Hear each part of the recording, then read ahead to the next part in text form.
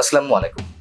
অধ্যাপক Yunus ৯ June London সফরে যাবেন। তিনি একটি আন্তর্জাতিক পুরস্কার গ্রহণ করবেন। সেখানে গিয়ে এই যে 4 দিন সেখানে তিনি অবস্থান করবেন, তার মধ্যে বিএনপির শীর্ষ নেতা তারেক রহমানের সঙ্গে ডক্টর মোহাম্মদ ইউনূসের কোনো বৈঠকের সুযোগ তৈরি করে দেওয়া যায় কিনা সেই তৎপরতায় রয়েছে। সরকারি মহলই বেশি তৎপর রয়েছে। লন্ডনকে ঘিরে এখন নানান ধরনের গুঞ্জন। দেশের মধ্যে যে নির্বাচনকে ঘিরে সংকট ঘনীভূত হচ্ছে, তার সমাধান যুক্তরাজ্য থেকেই আসতে যাচ্ছে কিনা সেদিকে তাকিয়ে রয়েছেন সাধারণ মানুষ থেকে শুরু করে রাজনৈতিক বিভিন্ন মহল। কারণ হচ্ছে, কিন্তু এটিকে আবার অনেকে না হওয়ার সম্ভাবনা হিসেবেই দেখছেন। কারণ বিএনপির পক্ষ থেকে শর্ত হিসেবে জুড়ে দেওয়া হয়েছে যে বৈঠকের আগে নির্বাচনের সম্ভাব্য তারিখ এবং নির্বাচনী রোডম্যাপের ব্যাপারে একটা নীতিগত সিদ্ধান্তের কথা সরকারকে জানাতে হবে। কিন্তু সরকার তো জানাবে না। সেই জায়গা থেকে আসলে বৈঠকটি হতে যাচ্ছে কিনা, হলেও তা ফলপ্রসূ হবে কিনা তা নিয়ে নানান ধরনের গুঞ্জন চলছে। এবং এই বৈঠক অনুষ্ঠানের বিষয়ে যিনি সবচেয়ে বেশি তৎপরতা দেখাচ্ছেন, তিনি হচ্ছেন জাতীয় নিরাপত্তা উপদেষ্টা ডক্টর খলিলুর রহমান।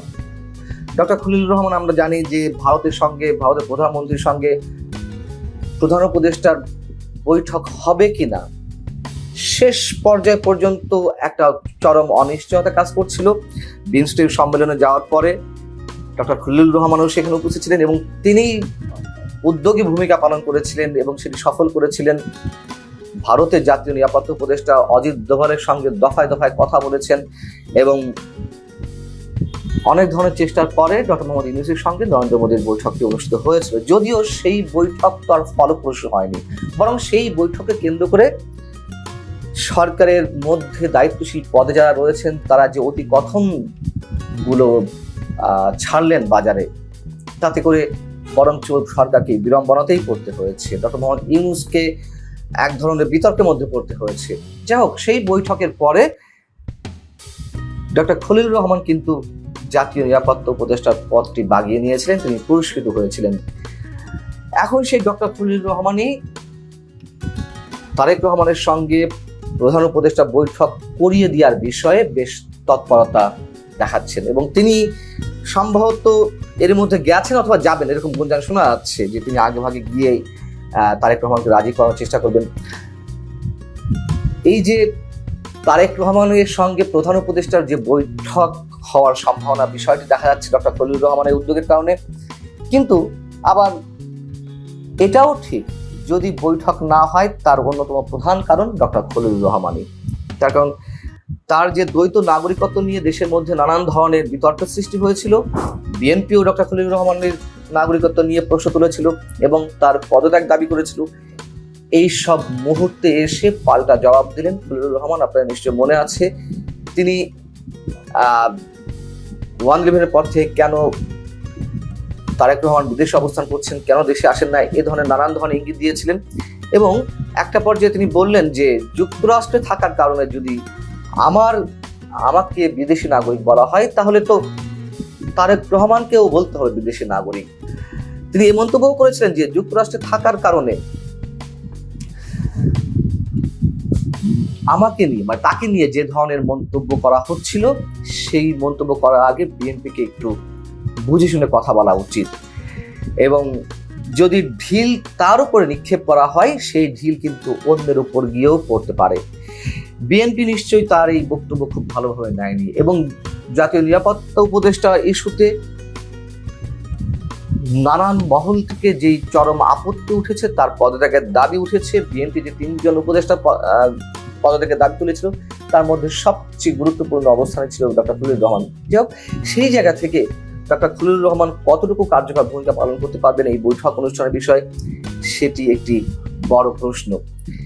এখন এটি যেমন বাধার কারণ হয়ে দাঁড়াচ্ছে, আরো কিছু বিষয় বৈঠক না হওয়ার পিছনে কারণ হিসেবে কাজ করতে পারে। তার একটি হচ্ছে 21শে আগস্ট গ্রেনেড হামলা মামলায় তারেক রহমান সহ অন্যান্য সব আসামি খালাস হয়েছেন।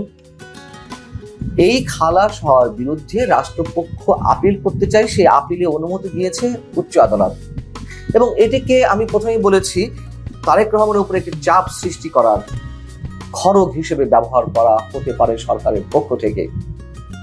যেহেতু তারেক রহমান ডিসেম্বরের মধ্যেই নির্বাচনের টাইম লাইন বেঁধে দেওয়ার চেষ্টা করছেন, এর মধ্যে নির্বাচন করতেই হবে, এর বাইরে নয়, সেই জায়গা থেকে তারেক রহমানকে নমনীয় হতে এরকম একটি খড়গ সরকার ঝুলিয়ে রেখেছে, এমন গুঞ্জন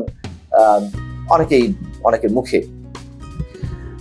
এবং আরো যে বিষয়ের কারণে বৈঠকটি না হতে পারে তা হচ্ছে অধ্যাপক ইউনূস গত কয়েকদিন আগে জাপান সফরের সময় নিক্কেই ফোরামের সম্মেলনের অধিবেশনে যোগ দিয়ে তিনি যে বক্তব্য দিয়েছেন তার মধ্যে তিনি বলেছিলেন যে একটি মাত্র দল ছাড়া আর কেউ ডিসেম্বরের মধ্যে নির্বাচন চায় না। তার এই বক্তব্য দেশের বিভিন্ন পর্যায়ে তুমুল বিতর্কের সৃষ্টি করেছিল এবং বিএনপি তো রীতিমতো হুঙ্কার ছেড়েছে। সেই জায়গা থেকে এই বৈঠক অনুষ্ঠিত হবে কিনা তা নিয়ে যথেষ্ট সংশয়ের কারণ রয়েছে। ধরে নিলাম যে বৈঠকটি অনুষ্ঠিত হলো, তাতে কি হবে? বৈঠক ফলপ্রসূ হবে এবং বিএনপি যে এখনো পর্যন্ত যথেষ্ট নমনীয় ভূমিকা পালন করছে সেটি মানুষের মধ্যে অনেকটা হতাশারও সৃষ্টি করেছে। কথা তো সত্য। আবারও সেই পুরনো স্টাইলে 1 মাস সময় দিলাম বা ঈদের পরে আন্দোলন বা এটা মানতে হবে বা এটা করতে হবে, সেই পুরনো স্টাইলে বিএনপি যে কথাবার্তা বলছে বা যে কৌশল অবলম্বন করছে তাতে সরকার নির্বাচন দেবে কিনা তা নিয়েও মানুষ কনফিউজড।